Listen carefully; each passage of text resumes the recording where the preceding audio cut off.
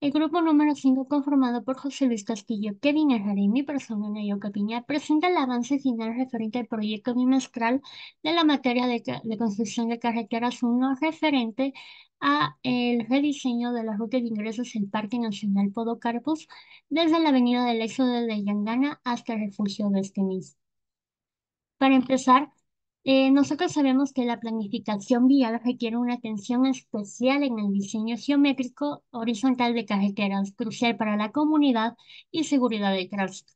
Enfocándonos en el rediseño de la vía del Parque Nacional Podocarpus, exploraremos aspectos claves como el radio de curvatura, peralte, visibilidad. Además, analizaremos la consistencia del diseño utilizando métodos analíticos y el software IHCDM, buscando armonizar la geometría con las expectativas del conductor. Este proyecto no solo persigue eficacia vial, sino también la creación de carreteras seguras y bien integradas en su entorno. Empezando con el diseño geométrico, el diseño geométrico de carreteras es un proceso esencial para definir características como tráfico, topografía y velocidades. Persigue principalmente facilitar una circulación cómoda y segura. Este proceso se compone de tres elementos bidimensionales interdependientes que culminan en un diseño tridimensional de la carretera. Nos enfocaremos específicamente en el diseño geométrico horizontal para abordar la disposición de curvas y rectas, explorando elementos claves como la velocidad, la topografía y la interacción con el entorno. Los parámetros de diseño como el radio de curvatura, superelevación, peralte, ancho de carriles, longitud de transición y visibilidad son esenciales para mejorar la estabilidad en curvas y garantizar una conducción segura. Considerando la categoría de la carretera en una región suburbana rural con terreno montañoso, hemos establecido el valor de sobre la elevación o peralte máximo en un 10%, según la tabla de estimación de peralte referente al tipo del área. La velocidad de diseño constante recomendada para el tramo es de 40 kilómetros por hora, determinada por ser una carretera de categoría 5 y de un relieve montañoso, según la tabla de estimación de velocidades de diseño en base al tránsito promedio diario anual. Con esos parámetros establecidos como la velocidad de diseño y el valor de peralte, hemos calculado el radio mínimo necesario para iniciar nuestro diseño geométrico preliminar utilizando la expresión específica para ese propósito. El radio mínimo que nosotros calculamos para ese proyecto fue el de 45 metros, aún así el radio mínimo de nuestro proyecto es de 168 metros. La velocidad específica, por otro lado, representa la máxima velocidad segura en condiciones ideales y sin restricciones externas en un tramo específico. En consecuencia, la velocidad específica en toda la carretera se mantendrá, como bien lo sabemos, en un rango de 40 a 60 kilómetros por hora. Y en esta tabla podemos nosotros evidenciar cómo es que es la velocidad específica en cada uno de los elementos que componen nuestra vía. Yo les voy a seguir hablando sobre diseño geométrico. El peralte, como podemos ver, voy a hablar de peralte y bombeo. El peralte es la inclinación transversal de la superficie de la vía, diseñada con el propósito de contrarrestar las fuerzas centrífugas. Esto es por brindar seguridad a los conductores, ya que al tomar una curva y no existir un peralte o un cálculo del peralte, el vehículo puede tender a volcarse. Este, Asimismo, el cálculo del peralte se realiza con distintos factores, como la velocidad del diseño, el radio de la curva, las condiciones topográficas y con el objetivo de, asimismo, optimizar la seguridad y la comodidad en el tráfico de la carretera. Podemos observar aquí las distintas ecuaciones en las que con las que vamos a obtener el peralte. Al final de esta presentación vamos a poder observar todos los resultados que hemos obtenido de este cálculo de todo el diseño geométrico. Lo que tiene que ver con el bombeo es prácticamente, pues, sirve para que la carretera no se inunde. Es una pendiente transversal que ayuda a prevenir la acumulación de agua en las carreteras, mejorando las condiciones de drenaje y asimismo reduciendo el riesgo de inundaciones. En este caso tenemos una tabla con el tipo de superficie de rodadura. En este caso nosotros tenemos regular o mala, ya que contamos con una superficie de tierra brava y hemos elegido un bombeo del 4%. Nos ayuda a que la carretera no se inunde. Prácticamente para eso nos sirve el bombeo. De ahí vamos a ver lo que tiene que ver con el trazado planimétrico, que es muy importante. Es la representación gráfica en dos dimensiones de una vía, no contiene elevaciones, pero eso sí vamos a contener todo el resto de elementos, detallado, como la ubicación horizontal de la carretera, el detallado de curvas, las intersecciones y otros elementos geométricos. Es esencial para que, para poder garantizar nosotros funcionalidad, coherencia y seguridad en el tráfico. Entonces hemos realizado el trazado planimétrico de nuestra ruta, como lo pueden observar, y tiene todos los elementos antes mencionados. Una vez hablado de esto, vamos a hablar de curvas horizontales y las curvas espirales con espirales de transición. En este caso, para un diseño primario se realizan curvas horizontales. Las curvas horizontales no son más que arcos de circunferencia unidos por tangentes consecutivas, todas ellas con el mismo radio. Se forman proyecciones horizontales o espaciales. La planificación, como ya lo dije, mencioné antes, la planificación de una carretera se describe a través de las curvas circulares simples y tiene algunos elementos de función como son el peralte máximo, la velocidad de longitud y la coordinación de un trazado. No es nada más que eso, las curvas horizontales. En este caso, nuestro proyecto, si mal no me parece, tiene 11 curvas horizontales y posee 5 curvas espirales de transición. Ahora les voy a hablar de ellas. La inclusión, literalmente la inclusión de las curvas con espirales es para evitar accidentes. Es esencial debido a que las maniobras que el conductor inevitablemente tendría que ejecutar, o como decir una curva, al no existir estas, puede hacer que el conductor se abra más de lo debido al realizar una curva y pueda chocar con otro vehículo que venga, asimismo no verlo, o cosas así. Estas curvas sirven para minimizar los cambios bruscos que experimenta el conductor en su trayectoria. Nada más que eso. Ahora les voy a hablar sobre lo que tiene que ver con la espiral de Euler, que es la más utilizada, o una de las más utilizadas, o lo que utilizamos en este proyecto de las curvas espirales. Este, y la trayectoria de vehículo es la más adecuada para la trayectoria de vehículo que se desplaza en velocidad constante, cuyo el volante manipula de manera uniforme. El uso de estas curvas, en lugar de tangentes excesivamente largas, es para evitar la monotonía en la conducción. Eso también es un problema grave, ya que hay muchos conductores que manejan horas y horas, y con esas curvas se puede evitar que existan accidentes por el cansancio mismo y se queden dormidos los conductores y darles, digamos, algo que hacer en ese sentido, para hablar de manera coloquial. Pero asimismo, la curva de Euler contiene curva circular primitiva, curva espiral y todos los elementos que podemos observar, que son muchos más de los que ya observamos antes para una curva circular simple. Ahora voy a mostrarles el ejemplo de una curva, de un análisis de una curva espiral. En este caso, nosotros hemos analizado la curva número 2 la curva número 2 de nuestro proyecto. Como podemos observar, aquí está todo el trazado planimétrico. Se puede observar que aquí está la curva, aquí están todos sus datos y los elementos que han sido obtenidos de manera de realizar cálculos y revisar tablas para ver si están dentro o no de algunos rangos que se tienen que respetar. Para seguir hablando, esta tiene más o menos elementos así por encimita, tiene 50.349 metros de radio, tiene 25 metros de longitud de espiral y una cuerda de 40 metros, entre los elementos más importantes. Una vez dicho esto, vamos a hablar de lo que tiene que ver con la longitud espiral. La longitud espiral es según la variación de la aceleración centrífuga, como podemos ver aquí. Las curvas espirales, como ya los hablamos antes, lo que son y para qué están aquí. Es en función de la velocidad específica de las curvas horizontales, como podemos observar, aquí tenemos una tabla. Nosotros tenemos velocidad específica de 40 kilómetros por hora y hemos elegido el 0.5 es la variación centrífuga. En este caso, según la tradición del peralte, es dependiendo de los datos que tengamos y aplicar estas fórmulas, asimismo por percepción, por razones de percepción estética, en lo que tiene que ver. Lo que sí tenemos que nos cuenten los signos que son más, menos de la longitud que ya tenemos normalmente y ir valorando eso para ver si está bien o está mal realizado el cálculo. Ahora vamos a hablar de lo que tiene que ver con la longitud entre tangencias. Las longitudes entre tangencias no son más que, las longitudes de tangencia no son más que, respecto al alineamiento de nuestra ruta, se consideran valores, como podemos ver, las curvas entre tangencias son las tangencias que se encuentran antes y después de una curva. En este caso, para calcular la longitud máxima, la espiral debe ser 1.21 veces el radio de la curva. Esto hablamos del libro de Cárdenas. Y con lo que tiene que ver con las longitudes mínimas, asimismo, 1.21 veces se calcula, se toman tablas para ver si los datos entran dentro de los distintos rangos que nos plantean en el libro de Cárdenas y así poder ver si nuestra ruta se encuentra en esa dirección, si está bien o mal.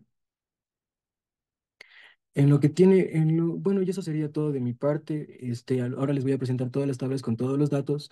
Están todos los puestos por mí, todos los cálculos que se han realizado. Podemos decir que en este capítulo los objetivos se van exponiendo a medida que vamos avanzando, ¿no? Vamos realizando un cálculo y los objetivos se van adaptando o equilibrando ahí y se van obteniendo, por decirlo así. Les voy a hablar un poco sobre cómo se realizó la ruta. En este caso, la velocidad constante de nuestra ruta es de 40 kilómetros por hora. Tenemos 11 curvas horizontales simples y 5 curvas espirales de transición. Se realizaron correcciones sobre la misma ruta mientras se iba realizando el proceso se eliminaron varias curvas, para que durante el diseño vertical se implementaran ajustes para abordar cortes pronunciados en ciertos tramos, ¿no? De ahí hablamos de elementos necesarios del diseño y el objetivo no es brindarle al conductor, el objetivo principal de este proyecto y de este trabajo es brindarle al conductor que pueda tener una certeza y una seguridad de que va a tener una ruta bien diseñada, va a tener seguridad y va a tener comodidad en la misma. Y eso sería todo de mi parte. Muchísimas gracias. este apartado tenemos lo que es la consistencia del diseño.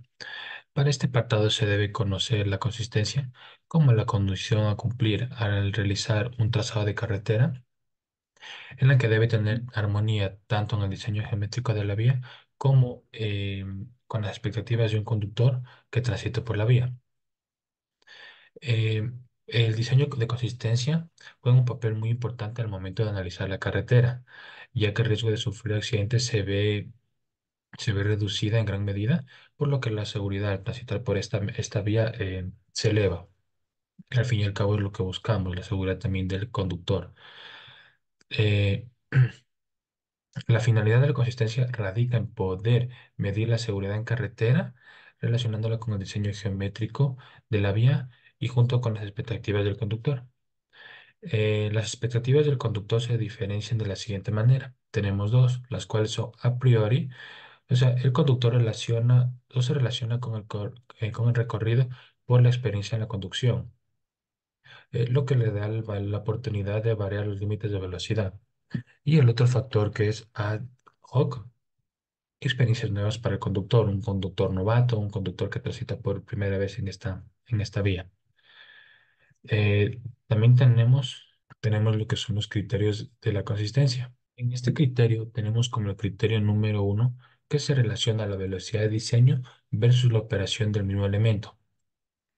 Para este apartado se vinculan con las curvas horizontales, pero según la tabla se puede clasificar el diseño de la siguiente manera, como podemos observar. Tenemos el criterio en el cual se divide en tres partes, bueno, aceptable y malo, y vemos la categoría o la clasificación según la velocidad. De la misma manera tenemos lo mismo para el criterio número 2. El criterio número 2, en cambio, toma en cuenta la variación de velocidad de operación de dos elementos consecutivos que por lo general se da entre una curva y una entretangencia.